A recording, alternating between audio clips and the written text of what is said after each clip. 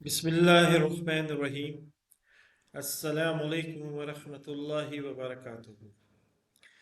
मेरा नाम homeopathic doctor Mohammad Khurram है और मैं एक क्लासिकल होम्योपैथिक डॉक्टर हूँ।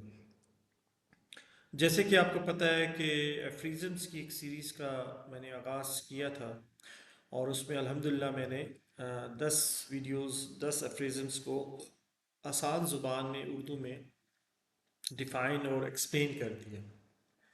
और आज की जो वीडियो का उन्वान है एफ्रीजन नंबर 11। अब एफ्रीजन नंबर 11 को मैं आज डिस्कस करूंगा, थोड़ा सा आपको आसान ज़ुबान में समझाऊंगा ताकि आपको समझ आए। देखिए जी, आज जो हम होम्योपैथिक के दिल की बात करेंगे, जो होम्योपैथिक के दिल की एक बात होती है वो मैं आपको आज डिस्कस करूंगा कि ऑर्गन ऑफ मेडिसिन एक नहायत अहम असूल हमें बयान करती है। इसमें ऑर्गन ऑफ मेडिसिन में अफ्रीज़म नंबर 10 में जो बताया गया है हनीमन ने, कि वो असूल क्या है, कि इसमें जो उसने बयान किया है कि बीमारी दरअसल कहाँ पैदा होती है। ये एक इसने फ्रीजन नंबर 11 में एक समझे उसका मरकज़ बताया है, एक नुक्ता बताया है कि हमारी जो बीमारी है वो जिस्म के किस हिस्से में पैदा होती है। तो ये होम्योपैथिक के समझे एक दिल है, होम्योपैथिक की एक दिल की बात है जो इसमें एफ्रिज्म नंबर 11 में उसने बयान किया है।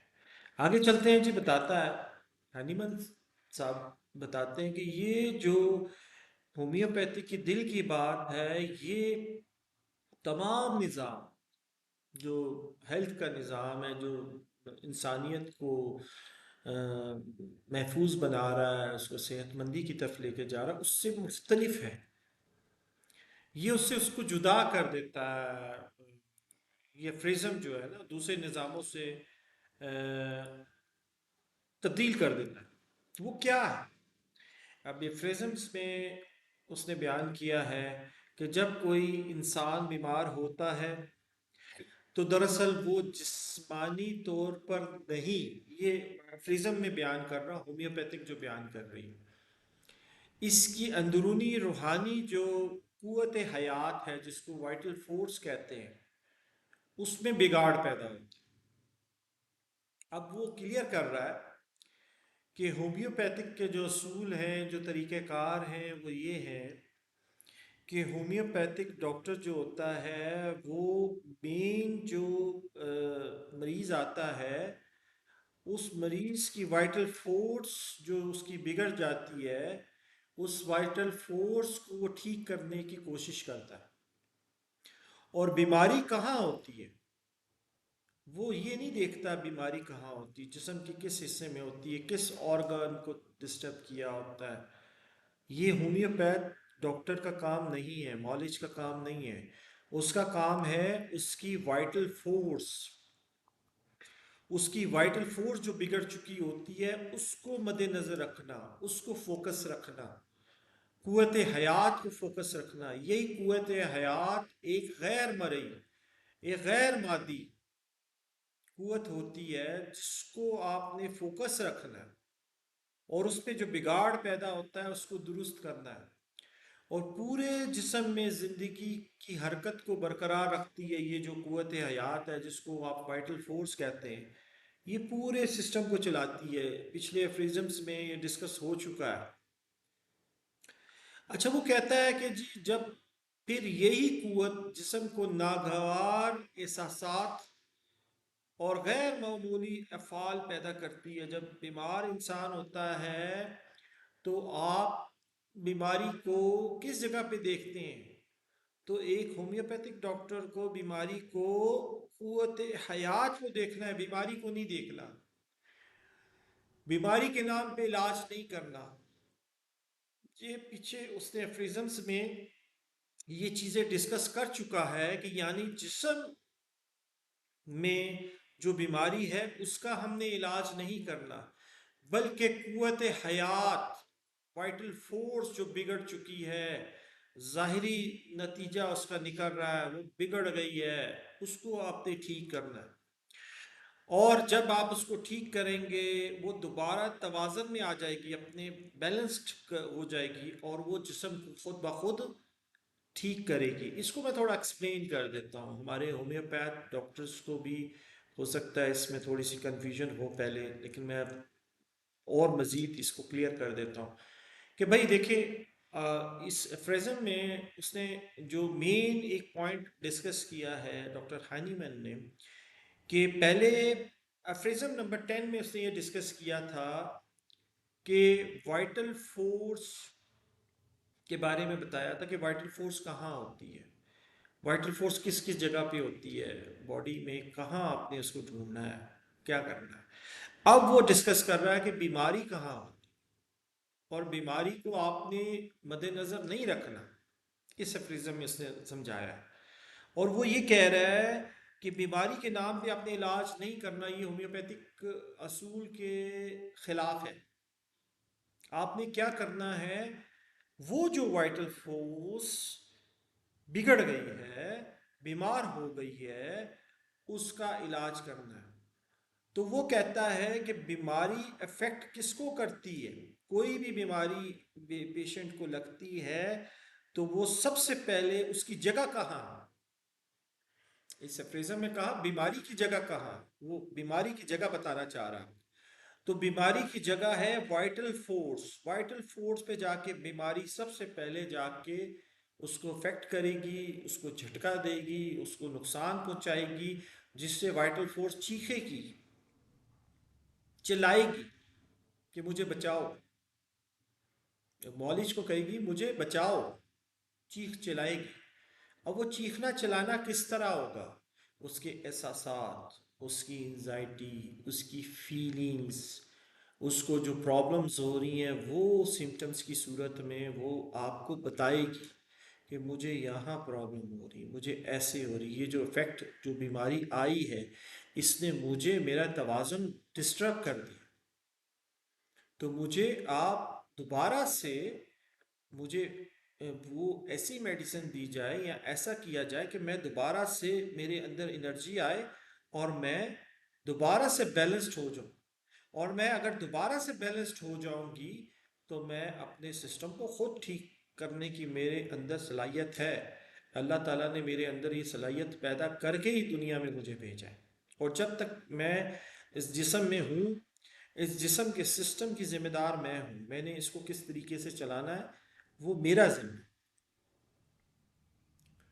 तो इधर एक बात, एक नुक्ता मैं क्लियर करना चाहता हूँ तमाम होम्योपैथ्स को, तमाम डॉक्टर्स को, तमाम स्टूडेंट्स को, कि आपने बीमारी के नाम पे इलाज नहीं करना। बार बार बार बार होम्योपैथ को ये समझाया जा रहा है कि हानीमन ने ये जो एफ्रीज़म नंबर 11 है उसने बताया है कि बीमारी कहाँ होती है और वो क्या करती है।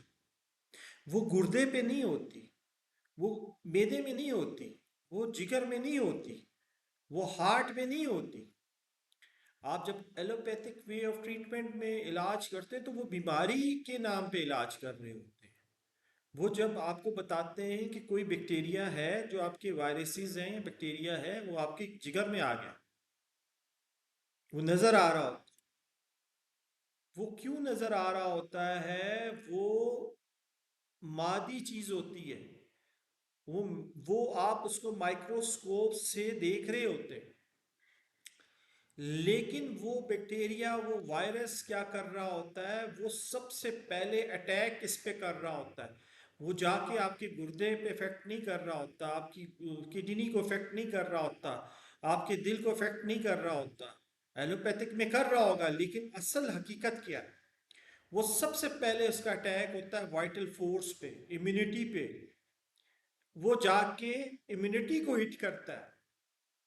जैसे वो आपकी इम्यूनिटी को हिट करता है तो उससे क्या होता है, आपकी इम्यूनिटी जैसे डाउन होती है तो इम्यूनिटी अपना, उसको अपने बैरियर्स जो होते हैं उसको, उस पर कमज़ोर हो जाती है, और वो उस बैरियर्स को फलांग के सिस्टम में आ जाता है और उस ऑर्गन की तरफ जाना शुरू हो जाता है, बैक्टीरिया और वायरसेस।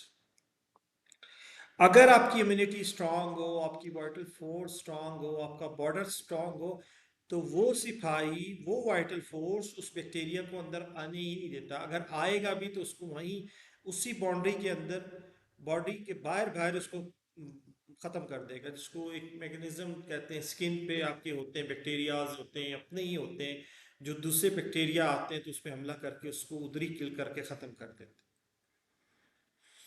तो ये मैं आसान जुबान में फ्रीज़म आपको समझाने की कोशिश ये कर रहा हूँ कि आपको ये चीज़ समझ आ जानी चाहिए कि हानीमन ने आपको इस फ्रीज़म में क्या समझाने की कोशिश की।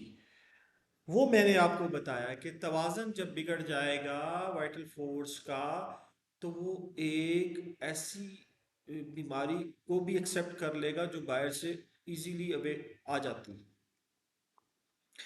अब हनीमन ने हमें एक गहरा नुक्ता समझाने की कोशिश की कि हमारा जो जिस्म, हमारे जो जिस्म में नहीं है, बीमारी नहीं है, जिंदगी को चलाने वाली ताकत है, वाइटल फोर्स है, ये पैदा होती है। वाइटल फोर्स जितनी स्ट्रांग होगी, आपका उतना इम्यून सिस्टम अच्छा होगा, आप उतने सेहतमंद होंगे।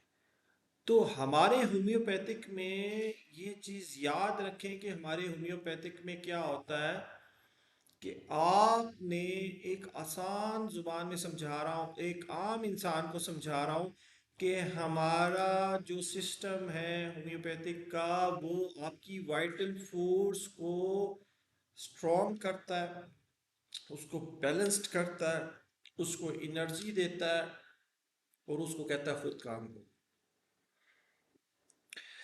मिसाल दे देता हूँ आसान ज़ुबान में। और देखें, जब आप देखते हैं कि दो मुल्क होते हैं, आपस में उनकी लड़ाई हो रही होती है, अब वो एक मुल्क जो होता है, तीसरा जिसका मफाद होता है कि मुझे ये अगर उस मुल्क को नुकसान पहुँचाएगा तो मुझे फ़ायदा होगा, तो वो कहता है कि भाई ये मिज़ाइल ले लो या ये हथियार ले लो, ये इस मुल्क के पास नहीं है, और तुम इस हथियार से जब इसको मारोगे तो ये ख़त्म हो जाएगा, इससे तुम्हें भी फ़ायदा होगा और मुझे भी फ़ायदा होगा। तो आप जब, तीसरा बंदा होम्योपैथिक मेडिसिन जब देगा, तो वो लड़ेगा नहीं, डॉक्टर खुद आके बीमारी के साथ नहीं लड़ रहा होता। डॉक्टर क्या करता है, उसको होम्योपैथिक मेडिसिन एनर्जी फॉर्म में, मिसाइल के फॉर्म में देता है, और कहता है तुमने खुद लड़ना है, मैं आगे नहीं आऊंगा, मैं पीछे रहूंगा, मैं पीछे रहूंगा, मेरा काम नहीं उसे लड़ना। इसी तरह होम्योपैथिक भी यही करती है कि जब आप होम्योपैथिक मेडिसिन सिम्टम्स के मुताबिक देते हैं, तो वो सबसे पहला काम ये करती है, उसकी वाइटल फोर्स को इन्हांस करती है, उसको पावर देती है, और वो खुद ही कहती है मैं खुद ही निपट लूंगी इनसे, क्योंकि ये मेरा दुश्मन है, ये मेरा दुश्मन है, ये मेरे सिस्टम पे हमला करता है, मेरे मुल्क पे हमला कर रहा है, ये मेरे सिस्टम को डिस्टर्ब करने की कोशिश कर रहा है ये मुल्क। और ये जो तुम मुझे मेडिसिन दे रहे हो, या ये जो मुझे एनर्जी दे रहे हो, या ये जो मिसाइल दे रहे हो, ये मिसाइल वाकई इस पे जाके काम करेगा और मुझे पावर मिल जाएगी। और वो ही होता है कि वो जब आप उसके मुताबिक, सिम्टम्स के मुताबिक उसको वो जो मेडिसिन देते हैं, और एक्यूरेट सिम्टम्स के मुताबिक, तो वो सबसे पहला काम वाइटल फोर्स को उठाता है, पावर देता है, और वाइटल फोर्स खुद ही जाके सारी चीज़ों को नॉर्मल करना शुरू कर देती है। अब हमने जो जिस्म बीमार, मिसाल के तौर पर जो जिस्म बीमार है उसका इलाज तो हमने करना ही नहीं है। हमें तो पता ही नहीं है कि जिस्म किस जगह से बीमार है, बीमारी किस जगह पे मौजूद है, किस जगह पे मौजूद नहीं है। हमें तो वाइटल फोर्स का इलाज करना। और जब हम वाइटल फोर्स का इलाज करेंगे तो आप यकीन करेंगे कि वो खुद ही काम करेगा। इस पे मैं एक मिसाल दे देता हूँ। एक बंदा, एक बंदे के पास आया, दरिया के किनारे, समझ लें वो बेच रहा था, मछली पकड़ रहा था। ठीक है जी। अब वो दरिया के किनारे जब मछली पकड़ रहा था, उसने कहा जी आज सुबह से मैं भूखा हूँ, मुझे कोई एक आधी मछली दे दो। उसने कहा मैं मछली तुम्हें दे देता हूँ, आज तुम ले जाओगे, आज तो मछली खा लोगे, तो कल क्या करोगे? उसने कहा कल फिर आ जाऊंगा, फिर कोई तुम्हारे जैसे अल्लाह का बंदा खड़ा होगा, उससे ले लूंगा। उसने कहा नहीं, नहीं, तुम्हें मैं मछली आज पकड़ना सिखाता हूँ, आज सुबह से लेकर शाम तक तुम मछली पकड़ो, तो वो उसको मछली पकड़ना सिखाता है, ऐसे करो, कांटा डालो, ये डालो। वो शाम तक वो कुछ मछलियाँ पकड़ लेता है और उसमें से कुछ मछलियाँ उसको दे देता है जिसने सिखाया होता है, और कुछ ले जाता है। तो वो जब जाने लगता है तो बड़ा खुश होता है। तो कहता है तुम्हारी खुशी का राज क्या है? कहता है आज मैं घर जाके अपने घर वालों को बताऊंगा कि मैंने आज मछली पकड़ना सीख लिया। अब मैं कल से खुद ही मछली पकड़ूंगा और खुद ही रिस्क अपने घर लेके आऊंगा। मैं किसी के सामने हाथ नहीं फैलाऊंगा। तो ये वाइटल फोर्स है। इसकी मिसाल इसलिए दी कि एक बंदा डॉक्टर के पास जब आता है तो वो मछली पकड़ने वाला जो होता है वो डॉक्टर होता है। वो बताता है कि इस तरीके से मछली पकड़ो, ये सिम्टम्स उसको मिलते हैं, उसके हिसाब से उसको एनर्जी दे देता है। और वो क्या करता है, वो उस पे जब उसको एनर्जी मिलती तो उस तरीके से मछली पकड़ना शुरू कर देता है। अब उसको समझ आ जाती है, ओहो मेरे सिस्टम में ये गड़बड़ थी, तो मैं इस गड़बड़ को इस तरीके से ठीक कर सकता हूँ। अब वो दोबारा खुद ही मछली पकड़ेगा। तो इसलिए जब बीमारी आती है तो वाइटल फोर्स को हिन्हास और पावर देने के लिए होम्योपैथिक मेडिसिन दी जाती है।